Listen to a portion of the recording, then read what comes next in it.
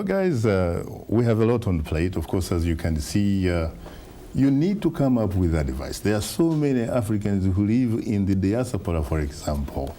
How can they help to bring about those changes? Well, because these Africans are taxpayers. They are scholars of international repute, like our own George Ayittey here, who, of course, is celebrated, among others, by Foreign Policy magazine as one of the world's 100 most influential intellectuals, public intellectuals. His books are all over the world. Well, you know, the thing is, we have all been, saying the same thing over and over and over for the past, sometimes literally like, 20 years. It's about time we walk the walk, rather than talk the talk. We all know that the destiny of Africa lies in our own hands. Okay, that is the message that we need to convey to the African Union. That is the leadership. Okay. And the leadership should stop, going around the world with their cup in hand and begging and begging. Look at the African Union. Their new headquarters.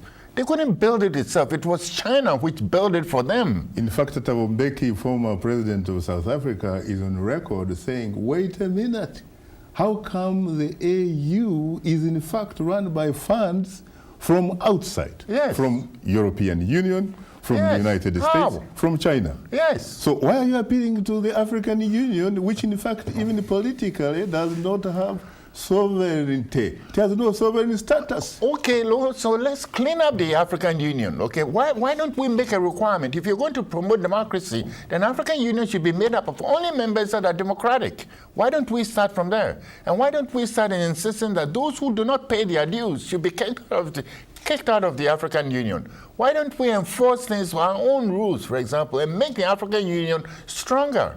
And that perhaps countries which hold elections that are questionable should not be members of the African Union. Precisely, correct? Yes. But Shaka, there is an African Union peer review mechanism. It is in place exactly for that reason, to hold all the leaders that are members of the African Union accountable. It's far from perfect, but it's teeth that don't bite. It's a start. It reviewed Ghana and the Republic of Rwanda and found these two countries on the same page. How can you believe that? Well, we are, again, this is 2013. This is the 50th anniversary of the Organization of African Unity. It shifted from the OAU to the African Union because there was a real shift to expand away from just the heads of state to a Pan-African Parliament, which is now in place, towards a body that actually opens up a space for civil society, for social movements to come to the table, more than the UN or any other body on this planet. So we have a long ways to go, but let's acknowledge that unfortunately, time is not the Pan-African vision needs to be reinforced. The OAU, of course, contrary to what most people say, was a success. Because you know why? Its goal was to decolonize Africa from European powers and end apartheid in South Africa. They are both done. Okay. Now it is up to the AU. Okay, the AU and NEPAD. Okay, that the resources of the continent actually benefit the continent. NEPAD is supposed to be, again, not funded by Africans, but from somewhere else. From somewhere. They're demanding 64 billion from the West. Okay. That's why it has legs that don't walk, that can't walk.